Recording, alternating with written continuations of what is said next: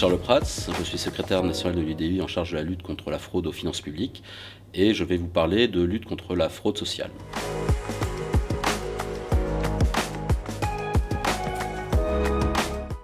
Alors, la fraude sociale se décompose en deux choses. La fraude aux cotisations sociales, tout d'abord, c'est-à-dire les prélèvements payés par les entreprises et aussi par les salariés, et la fraude aux prestations sociales, qui là concerne toutes les prestations que les gens peuvent recevoir ou dont ils bénéficient, les prestations familiales, les minima sociaux, la prise en charge par l'assurance maladie, les retraites également, les indemnités chômage, etc.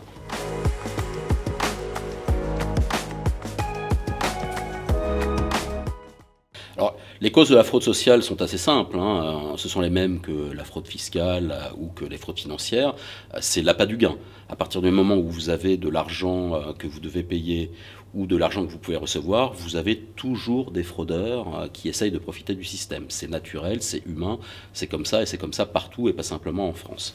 Alors, le cas de la France est un peu particulier, notamment sur les fraudes aux prestations sociales, puisqu'en réalité la France c'est le pays le plus généreux du monde. Nous avons pratiquement un tiers du PIB national qui est reversé en prestations sociales. On est quasiment à 800 milliards d'euros par an de prestations sociales diverses et variées qui sont versées dans notre pays. Et donc forcément, quand vous avez des taux de fraude naturels, vous avez des dizaines de milliards qui partent et qui sont volés par des fraudeurs, mais tout simplement parce que la France est très généreuse et donc sur une enveloppe de 800 milliards d'euros, forcément vous avez X% de fraude et donc quelques dizaines de milliards d'euros malheureusement qui sont volés par les fraudeurs.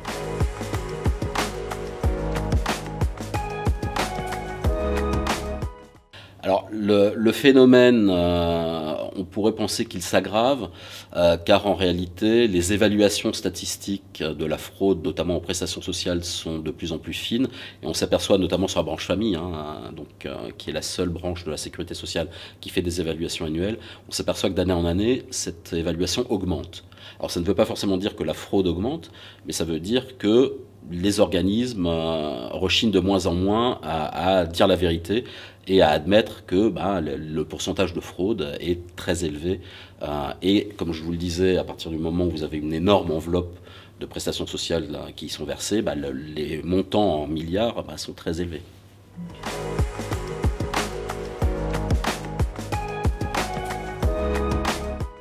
Alors, en 2019, la sénatrice UDI Nathalie Goulet, qui avait mené une mission d'information confiée par le gouvernement sur la fraude sociale, avait conclu à l'impossibilité de chiffrer précisément la fraude aux prestations sociales pour une raison toute simple, c'est que mis à part la branche famille, les autres organismes de protection sociale refusent de faire des évaluations. Voilà. Vous avez simplement une évaluation indépendante qui est faite par un organisme européen qui s'appelle le HFCN, qui est en fait le réseau européen des caisses d'assurance maladie, qui tous les ans fait une évaluation de la fraude à l'assurance maladie et qui chiffrait cette fraude entre 3 et 10% dans les pays européens.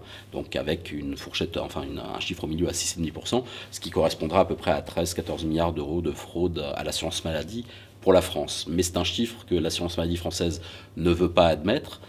Même si c'est des choses qui ont été reprises un peu par la Cour des comptes au moment justement du rapport de Nathalie Goulet.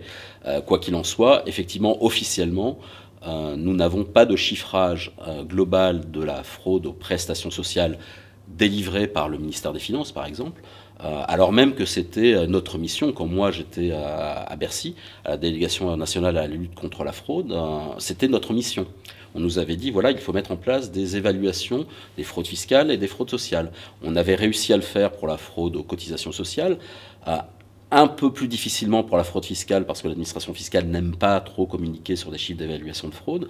Et en matière de prestations sociales, il n'y avait que la branche famille qui avait joué le jeu. Les autres branches, la maladie, la vieillesse, donc les retraites, le chômage, n'avaient pas voulu jouer le jeu. Et encore aujourd'hui, en 2021, ils ne jouent pas le jeu. Et donc on est dans un espèce de flou artistique, même si de plus en plus, en recoupant des données de sources différentes, on s'aperçoit qu'on est sur des dizaines de milliards d'euros de fraude aux prestations sociales dont nous sommes victimes. On est sur des chiffres très importants aussi sur les fraudes aux cotisations sociales et de la même manière sur les fraudes fiscales, notamment la TVA, etc. On a des manques à gagner qui sont très importants.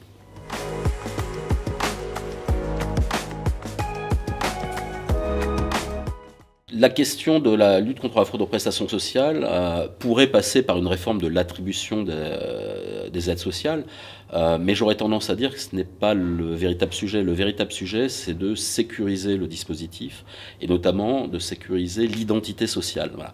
On s'est aperçu, alors j'en ai fait un livre, hein, mais Nathalie Goulet avait obtenu pas mal d'informations, et la commission d'enquête parlementaire, dont le député UDI Pascal Brindot était le rapporteur, et Patrick Hetzel, président Les Républicains, cette commission avait réussi à mettre en lumière que nous avions un véritable problème. Si vous voulez, nous sommes dans un pays de 67 millions d'habitants, et les investigations de la commission d'enquête menée par Pascal Brindot réussissaient à établir qu'en fait nous avions 73 700 000 personnes bénéficiaires de prestations sociales chaque année pour 67 millions d'habitants.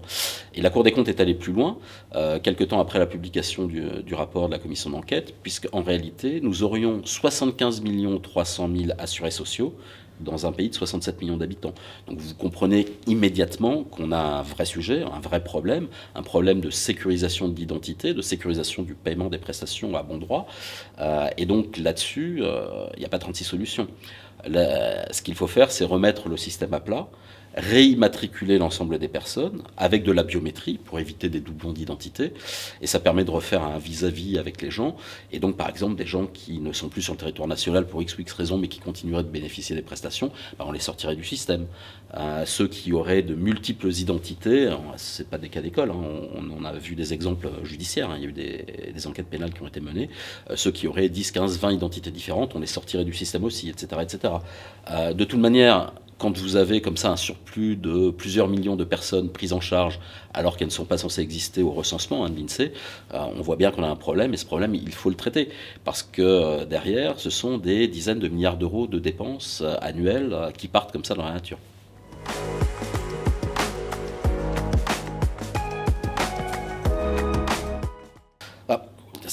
Les moyens à mettre en œuvre sont conceptuellement assez simples. La biométrie pour sécuriser l'identité sociale. De toute manière, nous y entrons puisqu'il y a une nouvelle carte d'identité. L'Union européenne nous demande de passer à une identité plus sécurisée. Et la biométrie, c'est le point commun de tous les pays européens. Il n'y a que la France qui est en retard là-dessus. Donc mettons-nous au diapason de ce que nous demande l'Europe en matière de sécurisation des identités, et déjà ça ira beaucoup mieux. Mais il faut le transférer aussi à l'identité sociale, c'est-à-dire pas simplement l'identité pour le ministère de l'Intérieur, pour la carte d'identité, mais se servir de ces identités certifiées fortes avec la biométrie, aussi en matière sociale. Voilà, ça permet de sécuriser les choses.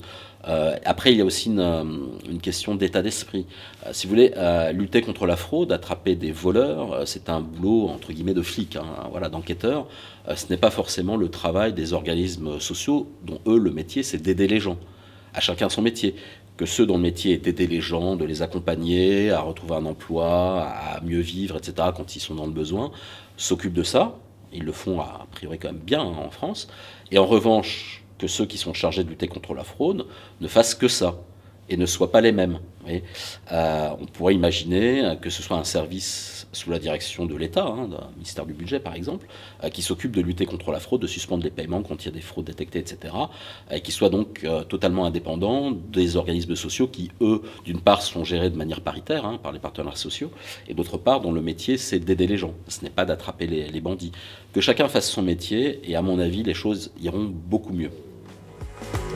Et